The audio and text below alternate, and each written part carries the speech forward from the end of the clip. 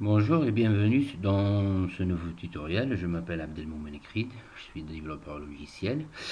Aujourd'hui, je vais vous expliquer comment on peut changer tout simplement l'icône de la souris, comme on la voit sur cet écran. Parce que la majorité des gens qui travaillent avec Eclipse ou NetBeans, c'est vrai, c'est des plateformes personnalisables pour aider un petit peu à trouver son curseur rapidement.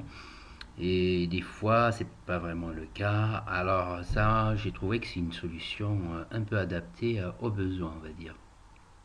Pour cela, premièrement, on va commencer à télécharger. euh, Pardon, excusez-moi. On peut y aller sur un site, par exemple, qui s'appelle euh, exactement DeviantArt. Voilà. Et on va tout simplement sur la barre de recherche, on va faire cursor. Voilà. Et là, on trouve énormément des curseurs comme on veut personnaliser. Au fait, il y a plusieurs pages et il y a des curseurs avec animation comme celui-là.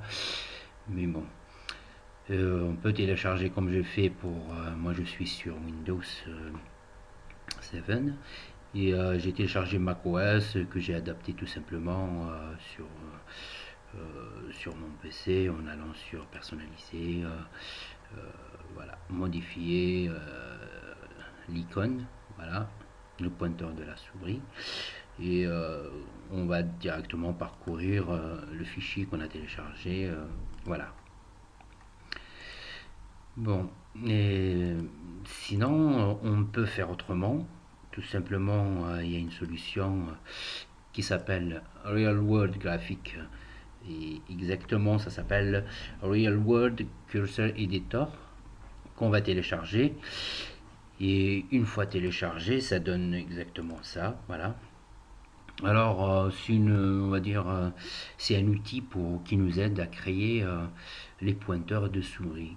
D'ailleurs, on va commencer à en faire un, tout simplement, un simple. On va y aller sur cette fenêtre, Make Rock Sharp. Euh, bon, ça je peux le modifier comme je veux. Enfin, ça c'est le contour au fait. Et pareil, ici c'est le devant de la flèche. Ici c'est le derrière de la flèche. Après, bon, moi j'ai laissé tout en rouge pour cet exemple, pour voir un peu clairement, on va dire. Et là, c'est pour agrandir, comme on le voit, ou tout simplement, voilà, réduire. Là, pareil, c'est par rapport à la flèche, si on voit bien comment voilà, ça se modifie. Je la laisse comme ça pour l'instant. Et là, c'est tout ce qui est, enfin, l'ensemble, on va dire, agrandir. Voilà, je le laisse sur 0. J'ai cliqué OK. Et on va aller sur cette icône, Move. Voilà, on va essayer de la centrer, tout simplement, l'icône. Et après, on va aller sur ça pour exactement mettre, voilà, parce qu'au fait c'est ici on voit preview, c'est tout simplement un zoom de ce qu'on travaille. Et après je peux y aller tout simplement ici, faire un polygone, créer un nouveau polygone, voilà, pour faire un petit peu autrement, voilà, voilà. Et ça par contre je vais le mettre en bleu, voilà.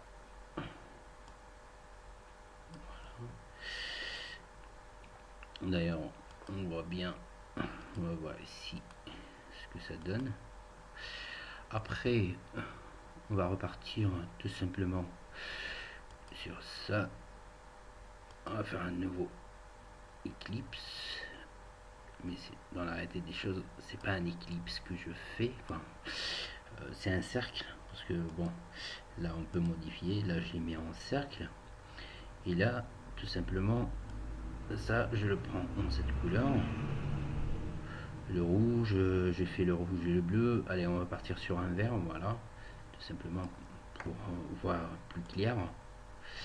Et ça, c'est pour affinir un peu, voilà, tout ce qu'on fait.